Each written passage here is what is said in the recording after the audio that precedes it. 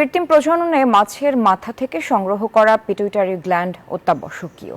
পোনা উৎপাদনে দেশের হ্যাচারিগুলোতে গ্রন্থিটি আমদানি করে ব্যবহার করা হয়, কিন্তু যশোরের যুবক নেওয়াজ শরীফ পিটুইটারি গ্ল্যান্ডের উৎপাদন করে হ্যাচারি মালিকদের আমদানি নির্ভরতা কমাতে চান।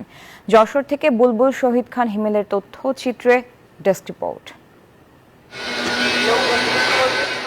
বাংলাদেশে প্রাকৃতিকভাবে মাছ প্রজনন হয় হালদা ও যমুনায়, যা দেশের বিপুল চাহিদার তুলনায় নগণ্য।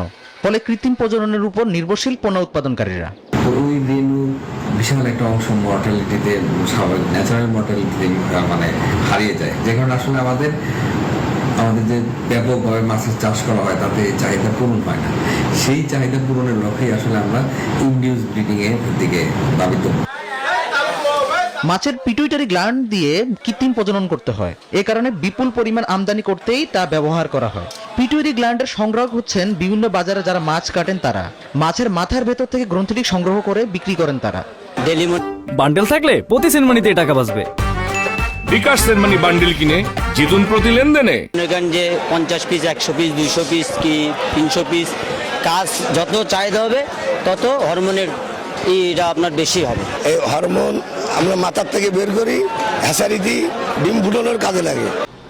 দেশের প্রায় 70% রেণু ও পোনা উৎপাদন হয় যশোর থেকে। পিটুইটারি গ্ল্যান্ডের চাহিদা পূরণে উদ্যোগী হয়েছেন যশোর বিজ্ঞান ও প্রযুক্তি বিশ্ববিদ্যালয় থেকে মৎস্য প্রযুক্তি বিভাগের স্নাতকোত্তর নেওয়াজ শরীফ।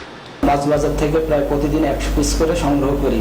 আর এটা শুধু আমাদের স্থানীয় বাজার নয়, দেশের অন্যান্য বাজার থেকেও যদি আমরা এটা কালেক্ট করি তাহলে আমরা আমাদের মৎস্য সেক্টরকে আরো সামনে নিয়ে আসতে পারবো। হ্যাচারি মালিকরা বলছেন এই গ্ল্যান্ড দেশে উৎপাদন হলে কমবে আমদানি নির্ভরতা।